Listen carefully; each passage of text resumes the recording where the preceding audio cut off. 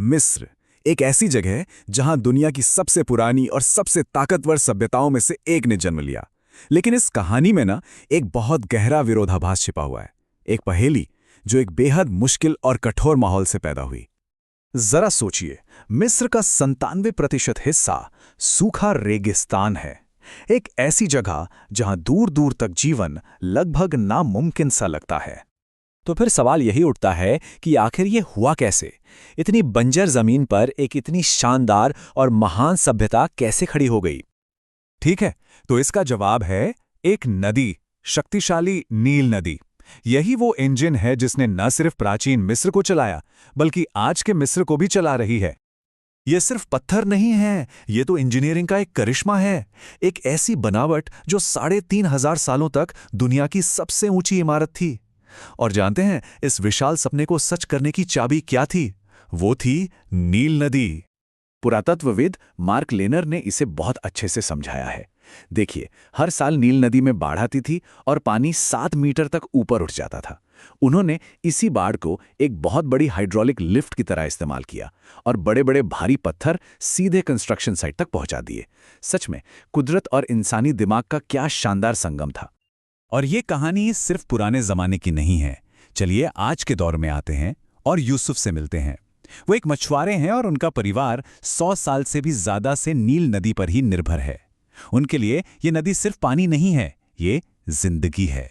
तो यहां देखने वाली बात यह है कि नील नदी का किरदार कैसे बदला है। एक जमाने में पिरामिड के लिए पत्थर ढूंढने का जरिया थी, और आज ये लाखों लोगों के लिए खाना, कमाई और उनकी सांस्कृतिक पहचान का सबसे बड़ा जरिया है। प्राचीन मिस्र के लोग कितने जीनियस थे, इसका अंदाजा नाइलोमीटर से लगाया जा सकता है। ये एक सिंपल सा औजार था, लेकिन इसने उन्हें ये बताने की ताकत दी कि इस साल बाढ़ कितनी आएगी और फसल कैसी होगी। कमाल की बात है ना? ठीक है, तो नदी से थोड़ा आगे बढ़ते हैं और अब रेगिस्तान पर ध्यान देते हैं। एक ऐसी जगह जो जिंदगी और मौत के बाद की जिंदगी दोनों का ही प्रतीक थी। यहां कुरा की कहानी को समझते हैं। वो एक बेदुइन गडरियन है जो सिनाई प्रायद्वीप के मुश्किल हालात में जीने के लिए सदियों पुराने ज्ञान पर भरोसा करती हैं। उनके लिए तो ये रेगिस्तान एक टीचर की तरह है जो उन्हें हमेशा एक्टिव और हेल्दी रहना सिखाता है। रेगिस्तान फिरौन के लिए आखिरी आरामगाह भी था, लेकिन उन्हें जल्दी समझ आ गया कि ये बड़े बड़े पिरामिड तो कब्र लुटेरों को दावत दे रहे हैं। तो उन्होंने अपनी स्ट्रैटेजी बदली और अब भव्यता की जगह राजदारी को चुना, और इसी सोच से जन्म हुआ राजाओं की घाटी का। और इसी राजदारी की वजह से तूतनखामुन का मकबरा बच गया। जब 1922 में इसे खोजा गया ना, तो ये लगभग वैसा ही था जैसा इसे हजारों साल पहले छोड़ा गया था। सोने का मास्क, सिंहासन और 5,000 से ज्यादा बेशकीमती चीजें। एक अविश्वसनीय खोज थी वो। फिरौन के दौर की विरासत आज भी मिस्र में जिंदा है।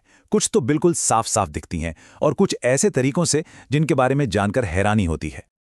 जैसे कि ये कबूतरबाजी।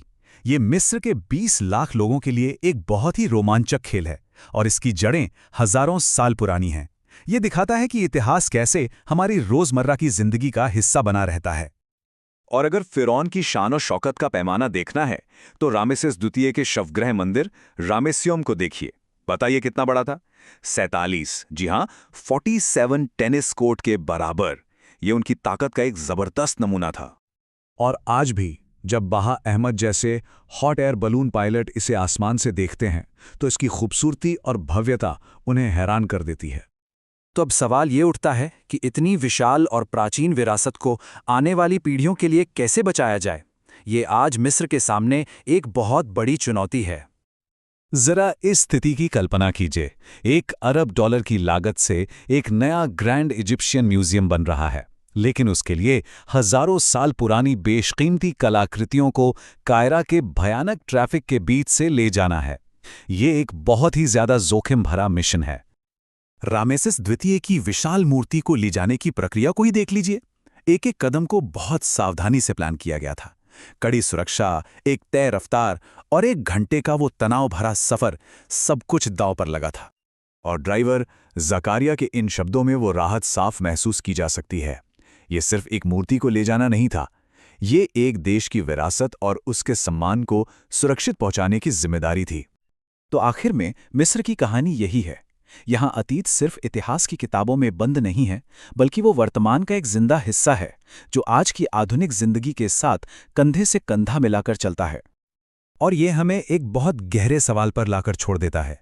कोई भी देश अपनी हजारों साल पुरानी जड़ों का सम्मान करते हुए एक नए और आधुनिक भविष्य की तरफ कैसे बढ़ सकता है? ये एक ऐसा सवाल है जिसका जवाब मिस्र आज भी तलाश रहा है।